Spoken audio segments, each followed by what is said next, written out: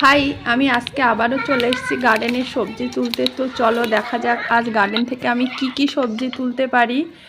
আজ কিন্তু গার্ডেন থেকে অনেক সবজি তুলবো, যেমন করলা, টমেটো, ভেন্ডি, পাকা লঙ্কা। তো সব কিছু মিলিয়ে চলো গার্ডেনের লঙ্কা তোলা শুরু করা যাক। এই যে এখানে দেখো আমার গার্ডেনে কি পরিমাণ লঙ্কা পেকেছে। তো আজকে এই পাকা লঙ্কাগুলো সব আমি তুলে নেব।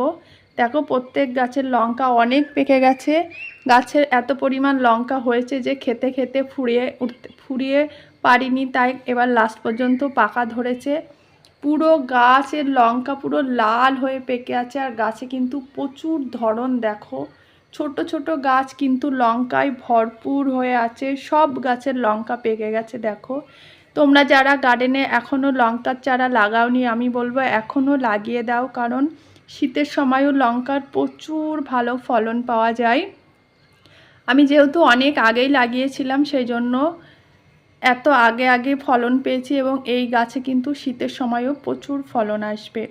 আর লঙ্কা লাগালে কিন্তু লঙ্কার চারাটা একটু উঁচু জায়গায় লাগাবে, যেখানে বৃষ্টি হলে পানি না জমে, পানি যেন বৃষ্টি থামার সাথে সাথে পানিটা সরে যায়। নয়তো লঙ্কা গাছের গোড়ায় পানি জমে থাকলে কিন্তু লঙ্কার চারা মরে যায়। আর বীজটা তোমরা যদি বাড়িতে চারা বানাও বীজ দিয়ে, তাহলে আরও ভালো হয়, কারণ বাজার থেকে কেমন বীজ দেবে, কেমন ফলন হবে, সেটা অতটা ভালো নাও হতে পারে, আবার হতেও পারে। আমি কিন্তু লঙ্কার বীজ বাড়ি থেকেই বানিয়েছিলাম, আমার বাড়িরই চারা এটা। দেখো কত সুন্দর ছোট্ট গাছে বাম্পার ফলন হয়েছে। এই যে আজকে এতগুলো পাকা লঙ্কা তুলে নিলাম, আরও আছে, সেগুলো পরে তুলবো। তো চলো এবার গার্ডেন থেকে ভেন্ডি তোলা যাক। আমি এই 3 মাস ধরে গার্ডেন থেকে ভেন্ডি খাচ্ছি। বাজার থেকে 3 মাসের ভিতরে একদিনও ভেন্ডি কিনে খাইনি। যখন ভেন্ডির কিলো 80 টাকা করে, তখন থেকেই আমি গার্ডেন থেকে ভেন্ডি তুলছি। প্রথম এক চালান লাগিয়েছিলাম, সেই গাছগুলো যখন দেখছি আর বেশি দিন হবে না, তারপরে আমি আবার এই চারাগুলো লাগিয়ে দিয়েছিলাম। দেখো সেই বড় গাছের ভেন্ডি শেষ হতে হতে আবার এই গাছেরও ভেন্ডি ধরা শুরু হয়ে গেছে।